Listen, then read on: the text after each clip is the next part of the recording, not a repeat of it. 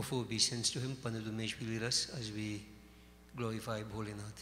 Let's concentrate on Shivji.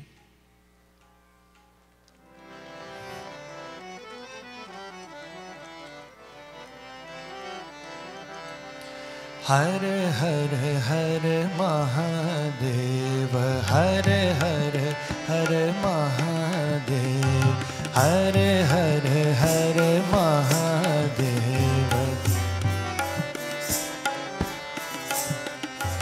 Shiv Shankar आदिदेव Shiv Shankar आदिदेव हर हर हर महादेव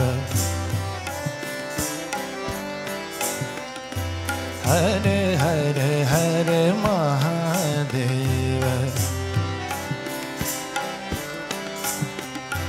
परमेश्वर अखिलेश्वर परमेश्वर अखिलेश्वर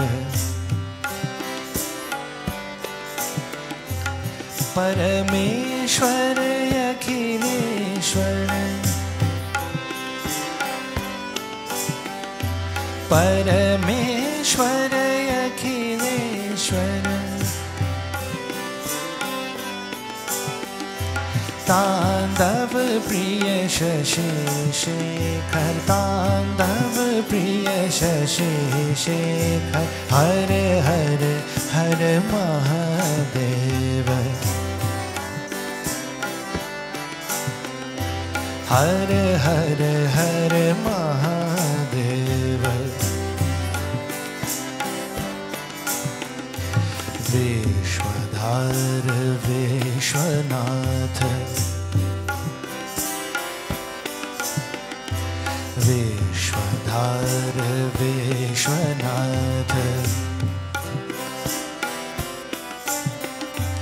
विश्वधार विश्वनाथ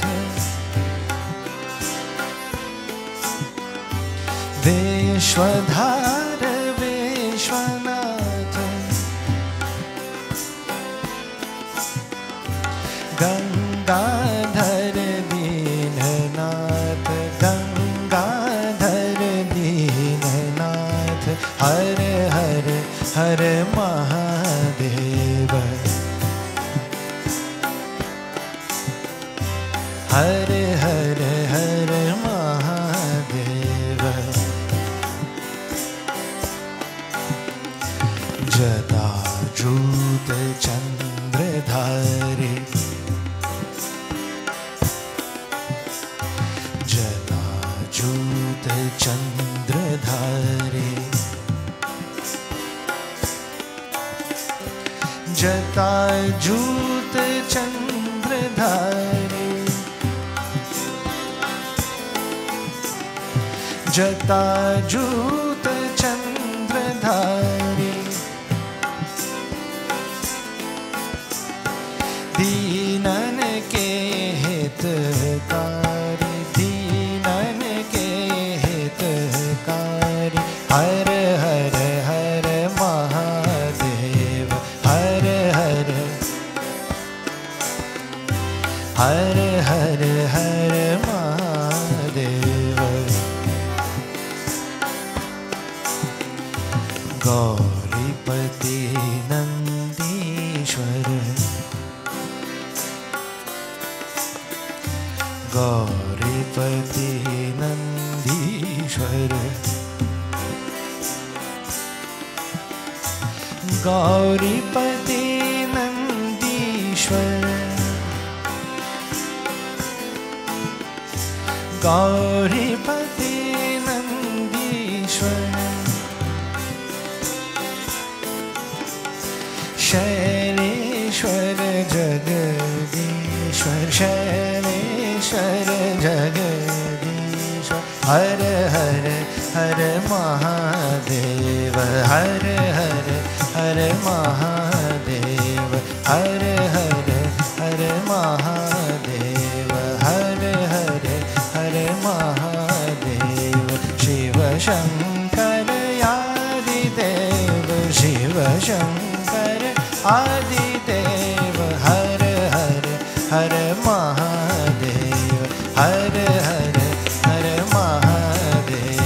हर हर हर महादेव हर हर हर Mahadev Mahadev Mahadev.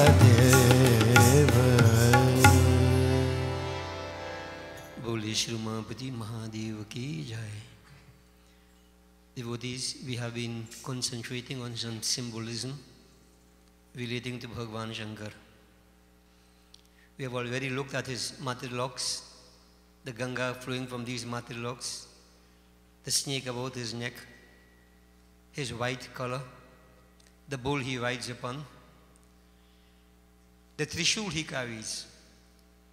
Again, some criticisms are leveled that the Hindu gods are aggressive. They have to carry weapons with them. Of course, these criticisms are made in ignorance. The Trishul is a very, very important symbol. Now, it is stated elsewhere, there is one in the tree and the tree in the one. When you ask for an explanation, it is unlikely that you're going to get one. If you look at the Trishul, there's the long part of it and it branches off into three parts, Trishul. It symbolizes Ek Brahm, that one Supreme Purush, the substratum. But then you have Brahma, Vishnu, Shiva. Meaning what? You have the creative principle, sustaining principle, dissolving, reabsorbing principle. So the Trishul symbolizes that Ek Brahm, but three functions, three main functions, functions of creation, sustenance, and dissolution. Shiva, per se, is the substratum, that Brahm we speak about. He himself, when he identifies with Sattvic Prakriti, he becomes Vishnu. When he identifies with Rajasic Prakriti, he becomes Brahma. And when he identifies with Tamas Prakriti, Rudra, I will say Shiva. One interpretation. Secondly, there are three states of time we have explained before when we read to the three eyes of Bhagavan Shankar. There are three worlds, Bhur, Bhuva, Swaha. The trident of Bhagavan Shankar symbolizes that there isn't a place that is free of him. He meets out justice on the three planes of existence, Bhur, Bhuva, Swaha. So if a person had the capacity to run from earth to the intermediate region to the heavenly regions, no matter where you go, the Trishul symbolizes the Lord is there to dispense justice. Nobody can escape. Nobody escapes. Another interpretation, within each individual, without exception, there are three main channels of bioenergy: Ira Nari, Pingla Nari, and Sushumna Nari. When I explained about the serpent, we spoke about Kundalini Shakti. Kundalini, the personalized energy, is dormant at the base of the spine in a vortex of energy we call Muladhara Chakra.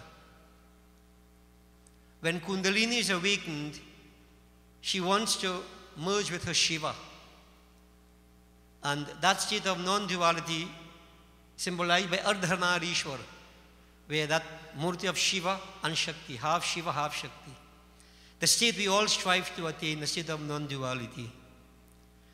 Kundalini has to rise up to the middle passage, Sushumna Nari. Ira Nari, Pingla Nari, two on the both sides of Sushumna. But these three channels of bioenergy exist in the human body, symbolized by the Trishul. If you understand these concepts, then you will see how important the Trishul is.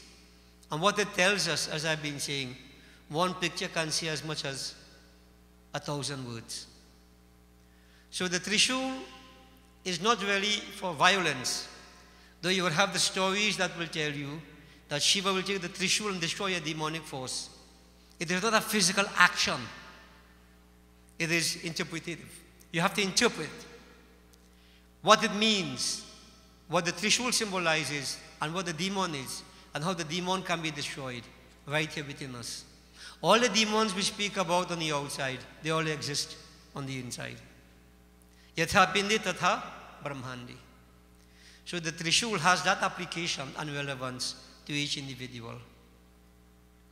If you look at Shiva's neck, it is blue. He's called Nilakant.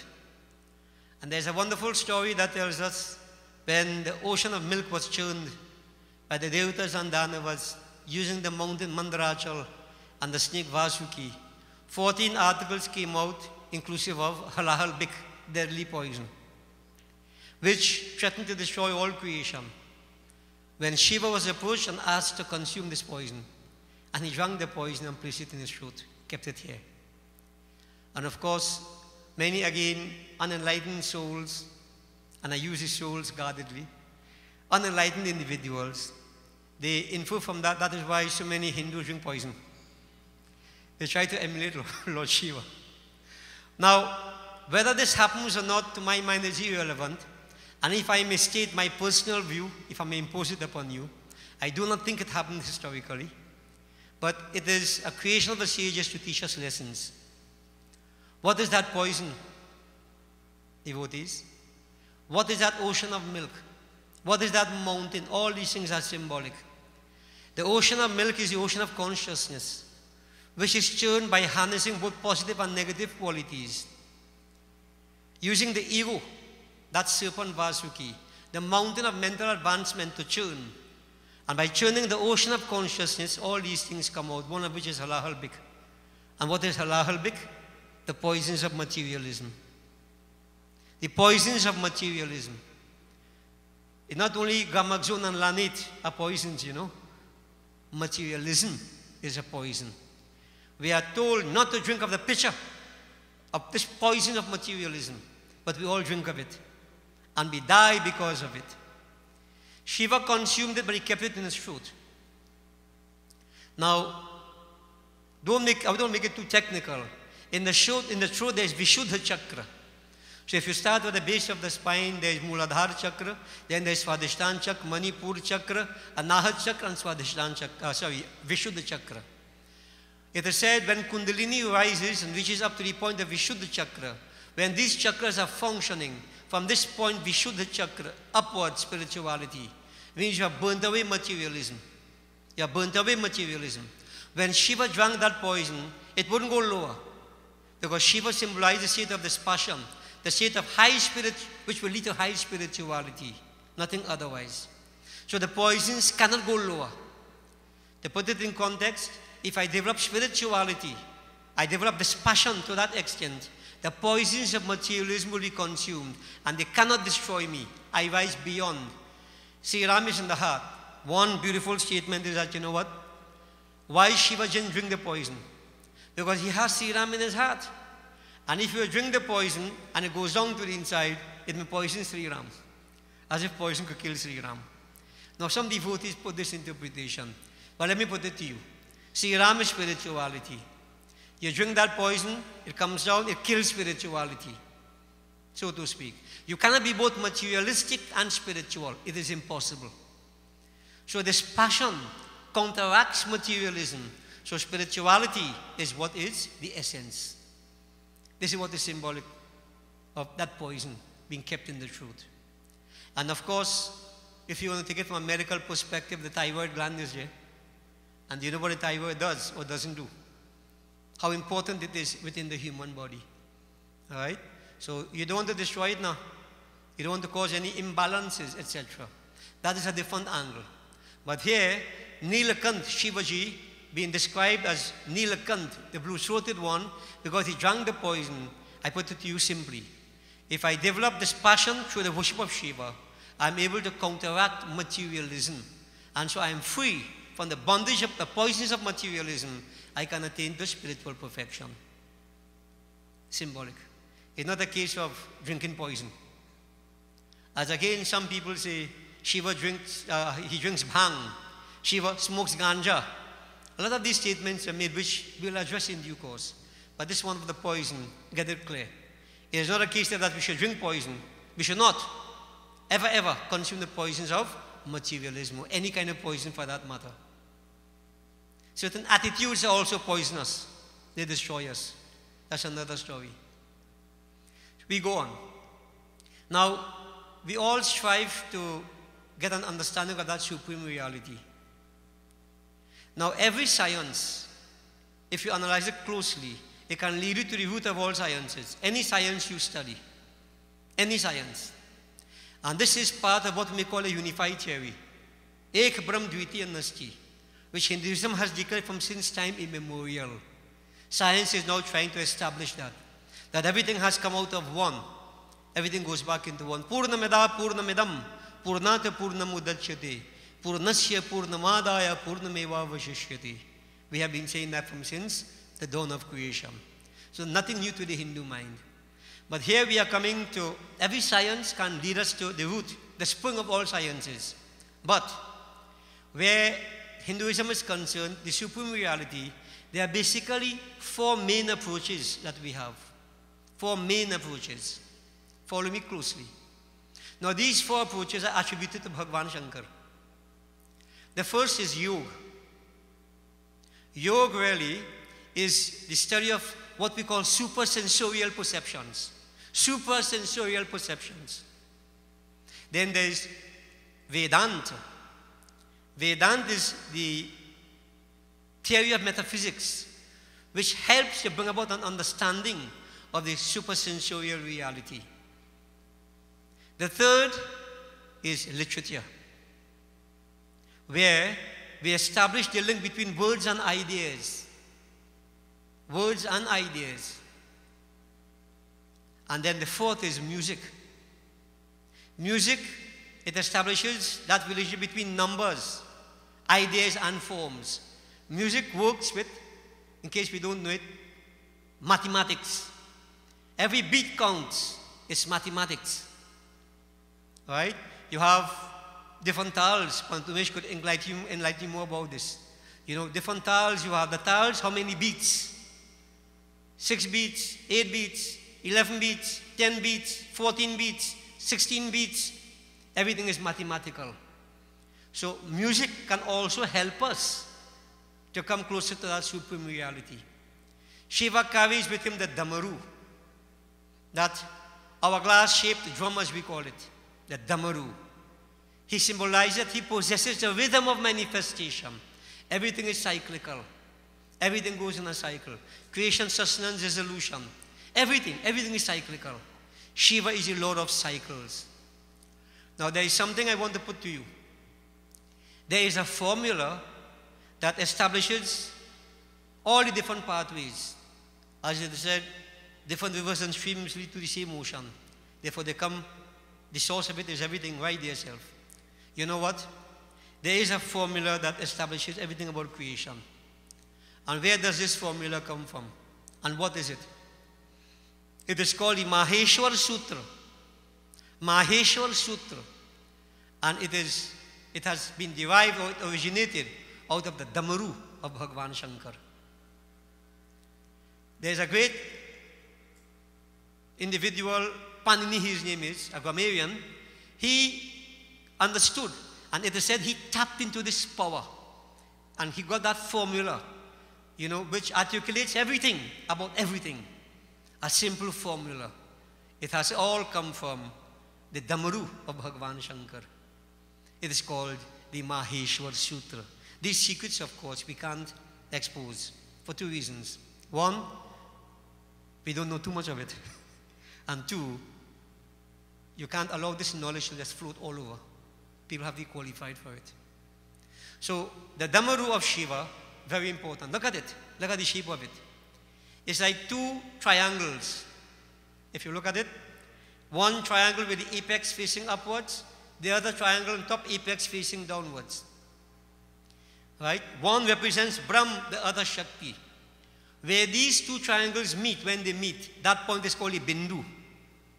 And what is the importance of that concept of a point? Everything begins with a point. Everything. A line is a series of points. Point symbolizes space. And everything occupies space. Brahma Prapanch, name, form, space, time, and causation. So that point, that Bindu is there. Everything occupies space. But when these two triangles cut into each other, the point where the Bindu, that is the point creation begins. That Bindu, for now there is a point in space. Creation begins there. two upside down triangles, APCs meeting. When they cut into each other, you get what is called a duodecadon. Or, yes. 10, 12 sides, beautiful figure, a sort of star. It emphasizes, it symbolizes the entire creation, Brahman Shakti, merging together to create the world that we have. And, you know, if you look at the two triangles, the APCs meeting, that is the shape of the Damaru, more or less, the hourglass-shaped drum, which creates the rhythm of manifestation. Shiva is Nataraj, the Lord of dance. He dances the dance of creation, sustenance, dissolution, reabsorption. Shiva is Nataraj, the Lord of the earthly stage, the Lord of music, the Lord of dance. He's the Lord of everything. For as I said, he's yoga, Vedanta, literature, everything has emanated out of him. These four main approaches are attributed to Shiva. So when you see Shiva dancing, the dance itself symbolizes something, and we are all caught up in the dance. But you know, Surdas, he put it nicely. When he would see Bhagwan Krishna is dancing, he said, Lord, I and all dance, you know. But you know what is my dance? My dance is to the tune of Maya. Delusion. Whereas the Lord doesn't dance in delusion. He is above and beyond all that. He dances the dance, that rhythm, that cycle of creation, sustenance, and dissolution. When I worship Shiva, I put myself into that divine cycle. Most of us are out of cycle. We are out of sync. This is what life has, this great displacement. There is no true comfort, no true peace, no fulfillment, because we are out of sync, out of cycle. So when I worship Shiva as Nataraj, this is what I aspire to achieve, to put myself back into that cycle, the divine cycle, the rhythm, in sync with divinity. So, what we do, we concentrate on that Shiva. He dances to the rhythm of the Damaru. What it says, Dimika dimika dim Damaru baje, prema magan nachat bhola. The sages have given to us as devotees these wonderful instruments, these tools, which we can use to transport ourselves to a state of ecstasy. This is Bhakti Bhav, but at the same time, encoded within these wonderful tools are the deepest or the highest philosophy you can ever imagine. We are trying to marry the two. So I'll put to you briefly what the philosophy is. I know from a devotional point, we love to visualize Shiva dancing. So let's do that. And the Damaru is being played. Dimik dimikadim, dimik dimikadim. Prema magan, nachat bhola. Bam bhola, Shiva bam bhola.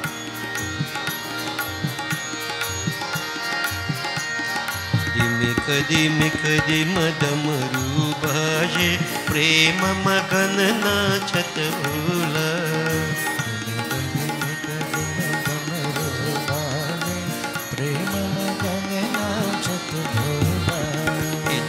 Kadim kadim damaru baje, prema magan nachat bhola. Kadim kadim damaru baje, prema magan nachat bhola. Prema magan nachat bhola, prema magan nachat bhola. Prema magan nachat bhola. Prema magan nachat bhola. Bam bhola Shiva bam bhola, bam bhola Shiva bam bhola. Bolo. Bam bhola Shiva bam bhola, bam bhola Shiva bam bhola. Bhal Chandra Shira Ganga Laharat, Ath Bhutan Gogula. Bhal Chandra Shira Ganga Laharat, Ath Bhutan Gogula.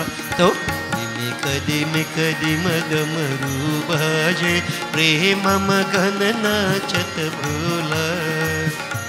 Dimika dim damaru baje, prema magan nachat bhola. Prema magan nachat bhola, prema magan nachat bhola. Prema magan nachat bhola, prema magan nachat bhola.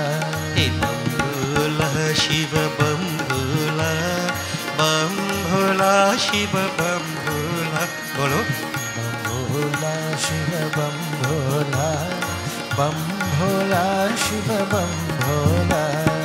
Shringi नाद बजावत गावत लटकी रह्यो बगली झोला। श्रृंगी नाद बजावत गावत लटकी रह्यो बगली झोला। तो दिमिक दिम डमरू बाजे प्रेम मगन नाचत भोला। दिमिक दिम डमरू बाजे प्रेम मगन नाचत भोला। ओ प्रेम मगन नाचत भोला, प्रेम मगन नाचत भोला।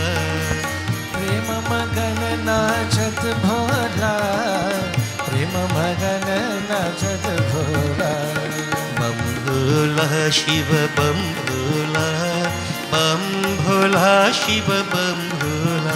बोलो बम भोला शिव बम भोला, बम भोला शिव बम भोला। नागफनन सो करत आरती देव देव गतियन मूला।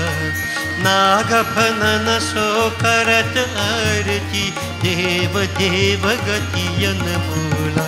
तो दिमिक दिम डमरू बाजे प्रेम मगन नाचत भोला। दिमिक दिम डमरू बाजे प्रेम मगन नाचत भोला। प्रेम मगन नाचत भोला, प्रेम मगन नाचत भोला। प्रेम मगन नाचत भोला, प्रेम मगन नाचत भोला। बम भोला शिव बम भोला, बम भोला शिव बम भोला। बोलो बम भोला शिव बम भोला, बम भोला शिव बम भोला। हे बम भोला शिव बम भोला, बम भोला शिव बम भोला। हे प्रेम मगन नाचत भोला, प्रेम मगन नाचत भोला। हे बम भोला शिव बम भोला, बम भोला शिव बम भोला, बम भोला शिव बम भोला। बोले श्री उमापति महादेव की जय। ओम जय स्वाहा माता मैया, जय स्वाहा माता। तुम अग्नि की शक्ति, तुम अग्नि की शक्ति, तुम सच्ची माता। ओम जय स्वाहा